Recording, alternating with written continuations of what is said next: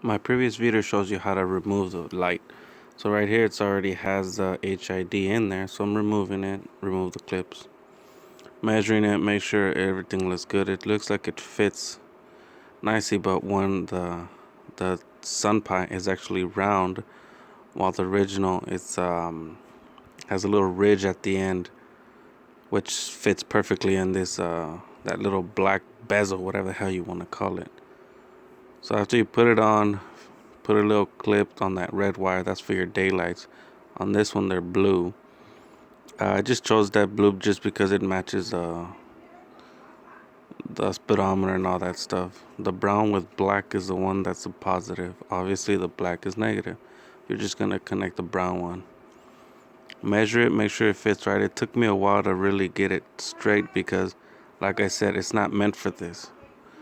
So I just did my best with it and try to make it look straight and even, because it doesn't have that ridge where it's going to be held by the rim. It's tight. You see that little ridge right there. It doesn't have that little ridge there, so it's still holding tight, but it's just you'll see if you get this, you'll see. And that's with the low beam, and you see the two blue LED daylights. They're always on, which they never turn off. Which actually, one of them does turn off. The one on the passenger. Well, if you were in the car, it was the passenger side, but the left side sometimes flickers. So if you're on a tight budget, yeah, I recommend it. This is at a full car length on daylight, and I think I went half a car length.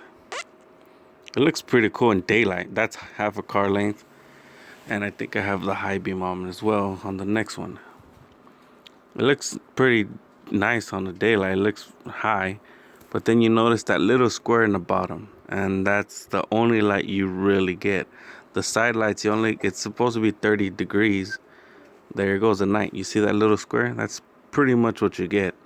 I had the light pointed downward, so I had to adjust it a little higher. It reflects anything that's reflective. Oh, that's the HID, which I did not like. See how it's just ugly. It didn't work. It wasn't bright.